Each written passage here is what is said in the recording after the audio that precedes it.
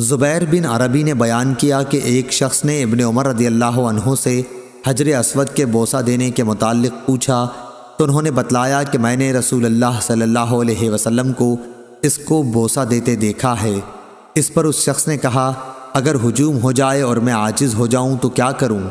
ابن عمر رضی اللہ عنہ نے فرمایا کہ اس اگر وگر کو یمن میں جا کر رکھو، میں نے تو رسول اللہ صلی اللہ علیہ وسلم کو دیکھا کہ آپ اس کو بوسہ دیتے تھے۔ صحیح بخاری حدیث نمبر 1611۔ خالد حضان اکرمہ سے بیان کیا، ان سے ابن عباس رضی اللہ عنہ نے کہ نبی کریم صلی اللہ علیہ وسلم ایک اونٹنی پر سوار ہو کر کعبے کا طواف کر رہے تھے، اور جب بھی آپ حجر اسود کے سامنے پہنچتے تو کسی چیز سے اس کی طرف اشارہ کرتے تھے۔ صحیح بخاری حدیث نمبر 1612۔ خالد حضان نے بیان کیا، ان سے اکرمہ نے اور ان سے ابن عباس رضی اللہ عنہ نے بیان کیا، نبی کریم صلی اللہ علیہ وسلم نے بیت اللہ کا طواف ایک اونٹنی پر سوار رہ کر کیا۔ جب بھی آپ حجر اسود کے سامنے پہنچتے تو کسی چیز سے اس کی طرف اشارہ کرتے اور تکبیر کہتے۔ خالد طحان کے ساتھ اس حدیث کو ابراہیم بن تہمان نے بھی خالد حضا سے روایت کیا ہے۔ صحیح بخاری حدیث نمبر 1613۔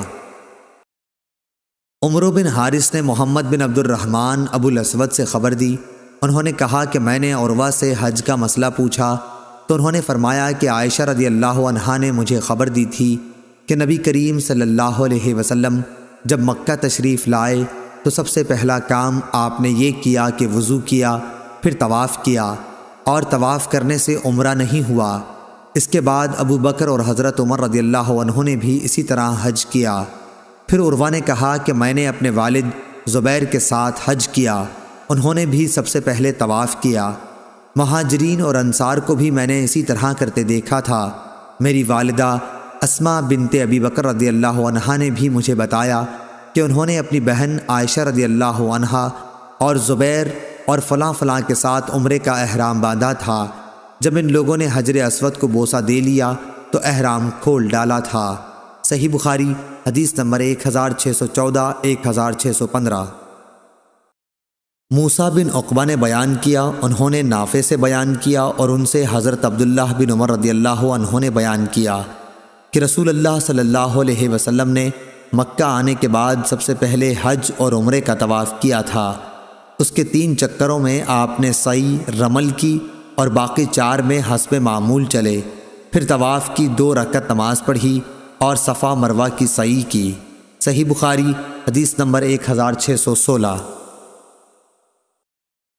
انس بن عیاض نے بیان کیا، ان سے عبید اللہ عمری نے، ان سے نافع نے اور ان سے عبداللہ بن عمر رضی اللہ عنہ نے کہ نبی کریم صلی اللہ علیہ وسلم جب بیت اللہ کا پہلا طواف یعنی طواف قدوم کرتے تو اس کے 3 چکروں میں آپ دوڑ کر چلتے اور 4 میں معمول کے موافق چلتے، پھر جب صفا اور مروہ کی سعی کرتے تو بطن مسیل وادی میں دوڑ کر چلتے۔ صحیح بخاری حدیث نمبر 1617۔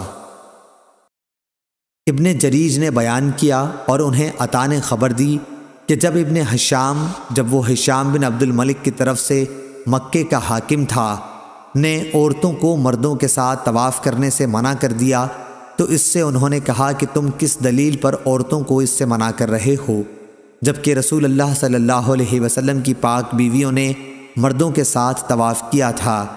ابن جریج نے پوچھا یہ پردہ کی آیت نازل ہونے کے بعد کا واقعہ ہے یا اس سے پہلے کا؟ انہوں نے کہا میری عمر کی قسم میں نے انہیں پردے کی آیت نازل ہونے کے بعد دیکھا۔ اس پر ابن جریج نے پوچھا کہ پھر مرد عورت مل جل جاتے تھے؟ انہوں نے فرمایا کہ اختلاط نہیں ہوتا تھا۔ عائشہ رضی اللہ عنہا مردوں سے الگ رہ کر ایک الگ کونے میں طواف کرتی تھیں، ان کے ساتھ مل کر نہیں کرتی تھیں۔ ایک عورت وقرہ نامی نے ان سے کہا ام المومنین چلیے حجر اسود کو بوسہ دیں، تو آپ نے انکار کر دیا اور کہا تو جا چوم، میں نہیں چومتی۔ اور ازواج مطہرات رات میں پردہ کر کے نکلتی تھیں کہ پہچانی نہ جاتیں اور مردوں کے ساتھ طواف کرتی تھیں۔ البتہ عورتیں جب کعبے کے اندر جانا چاہتیں تو اندر جانے سے پہلے باہر کھڑی ہو جاتی اور مرد باہر آ جاتے تو وہ اندر جاتی۔ میں اور عبید بن عمیر عائشہ رضی اللہ عنہا کی خدمت میں اس وقت حاضر ہوئے جب آپ سبیر پہاڑ پر ٹھہری ہوئی تھیں جو مزدلفہ میں ہے۔ ابن جریج نے کہا کہ میں نے عطا سے پوچھا کہ اس وقت پردہ کس چیز سے تھا؟ عطا نے بتایا کہ ایک ترقی قبا میں ٹھہری ہوئی تھیں، اس پر پردہ پڑا ہوا تھا، ہمارے اور ان کے درمیان اس کے سوا اور کوئی چیز حائل نہ تھی۔ اس وقت میں نے دیکھا کہ ان کے بدن پر ایک گلابی رنگ کا کرتا تھا۔ صحیح بخاری حدیث نمبر 1618۔